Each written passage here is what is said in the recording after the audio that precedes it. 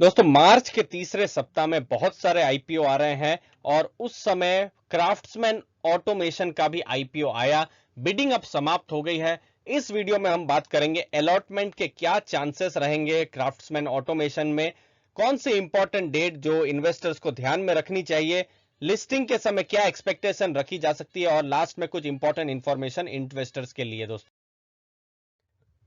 दोस्तों craftsman automation का IPO 823 crore का आईपीओ था। तो ये चीज को हमको ध्यान में रखना है और देखिए बहुत ज्यादा इसका सब्सक्रिप्शन नहीं हुआ है। 3.82 टाइम्स ही यहाँ सब्सक्रिप्शन हुआ है। क्यूआईबी जो है, जो बड़े इन्वेस्टर्स है, 5.2 टाइम्स, एनआईआई 2.84 टाइम्स। तो वहां पर भी जो एचएनआईज हैं 2 लाख से ऊपर की जो बिडिंग करते हैं उन्होंने भी बहुत इंटरेस्ट यहाँ पर नहीं दिखाया है। तो इससे एक संकेत जा रहा है कि लिस्टिंग गेन को लेकर उनको डाउट्स था। नहीं तो एनआईआईज बहुत ज्यादा तभी इन्वेस्ट करते हैं जब उनको लिस्टिंग गेन अच्छी चाहिए रहती है, क्योंकि यहाँ पर जनरली ये वो लोग लोन में भी वो लोग लोन लेके 8-10 दिन की लोन लेके वो पैसा डालते हैं। रिटेल की अगर आप बात करें तो रिटेल का भी बिल्कुल ल्यूकवार्म रिस्पॉन्स रहा है। 3.4 टाइम्स ही रहा हुआ है। अब देखिए कंपैरिजन करें, लक्ष्मी ऑर्गेनिक का भी आईपीओ इसी समय ऑलमोस्ट आया हुआ है। 600 करोड़ का आईपीओ, मतलब इससे छोटा आईपीओ है। 823 करोड़ के आईपीओ से तो बहुत छोटा आईपीओ है। और वहां पर आप देखिए 20 टाइम्स रिटेल ने सब्सक्राइब किया हुआ है और यहां पर आप देखिए 3.4 टाइम्स ही है, जो कि एक बहुत ही कम एक अमाउंट आप या फिर एक बहुत ही कम आप समझ सकते हैं। अब यहां पर अलॉटमेंट चांसेस के बारे में समझते हैं कि स्ट्रॉन्ग अलॉटमेंट के चांसेस है, मतलब हर 3 एप्लीकेशन में एक एप्लीकेशन का अलॉटमेंट हो जाना चाहिए। हाँ, रिजेक्शन हो सकते हैं थोड़े बहुत, लेकिन एक अच्छे खासे यहां पर अलॉटमेंट के चांसेस है। जहां पर हमने एमटीएआर में देखा 28 टाइम्स हुआ था, या इजी ट्रिप में 70 टाइम्स हो गया था। तो उतना प्रॉब्लम यहाँ नहीं होने वाला। यहाँ पर अलॉटमेंट आसान रहने वाला है। अब देखिए Lakshmi organic 20 times, MTR 28 times, तो वहां बहुत मुश्किल था।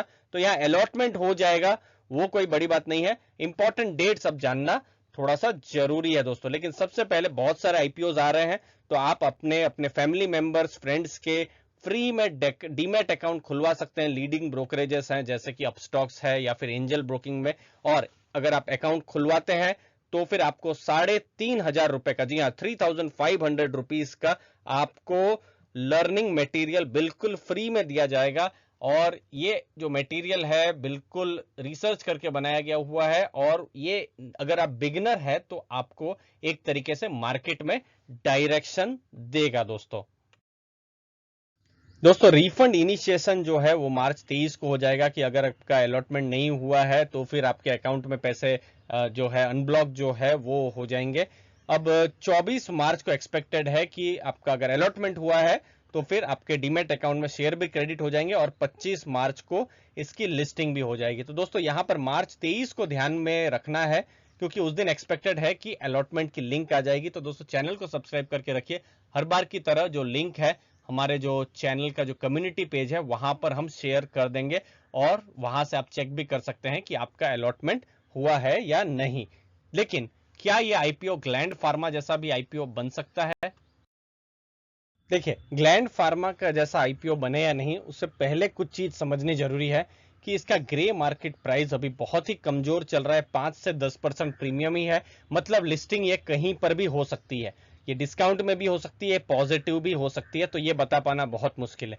इसकी एंकर लिस्ट स्ट्रॉन्ग है, ये चीज समझना जरूरी है। और देखिए जो ग्लैंड फार्मा का जो आईपीओ आया था दोस्तों, वो 6,500 करोड़ के आसपास का वो आईपीओ था। तो उसको आप देखें तो ग्लैंड फार्मा बिल्कुल एक मिड कैप और लार्ज कैप लेवल की कंपनी थी। और जब हमने उसकी एंकर लिस्ट देखी थी कि जो इन्वेस्टर्स थे, बड़े इन्वेस्टर्स थे, बहुत सारे mid cap multi cap fund ने भी यहां पर इन्वेस्ट किया हुआ था। तो देखिए उस समय हो सकता है चाइना सेंटिमेंट थोड़े नेगेटिव हो, तो उसकी वजह से उसको रिस्पांस ना मिला हो, या कोई भी ग्रे मार्केट कमजोर हो तो रिस्पांस ना मिला हो। लेकिन ग्रैंड फार्मा की अगर आप बाद में बात करें तो उसने बहुत अच्छा रिस्पांस दिया है। लेकिन क्राफ्ट्समैन के केस में हमको समझना पड़ेगा कि जो वैल्यूएशन है और इसके जो दूसरे जो कॉम्पिटिटर्स है, क्योंकि देखिए ऑटो एंसिलरी में काम करती है, इसके बाकी के भी जो कॉम्पिटिटर्स हैं वो हमको थोड़े से सस्ते में मिल रहे हैं। तो मुझे बहुत ही पर्सनली अनलाइकली लगता है कि ये ग्लैंड फार्मा जैसा परफॉर्मेंस रिपीट होगा। और देखिए मार्केट की भी स्थिति समझनी बहुत जरूरी है। अब मार्केट हमको ऐसा थोड़ा सा लग रहा है क्योंकि यील्ड राइज हो रही है, और दूसरा एक तरीके से ये कोविड को लेकर भी तो अलग अलग जगह में कर्फ्यू जैसे हालात हो रहे हैं कुछ अलग अलग सिटीज में, तो फिर मार्केट थोड़ी सी चौपी इस समय में रह सकती है। तो ग्लैंड फार्मा जैसा होगा या नहीं बता पाना बहुत मुश्किल है, मुझे बहुत ही अनलाइकली लगता है।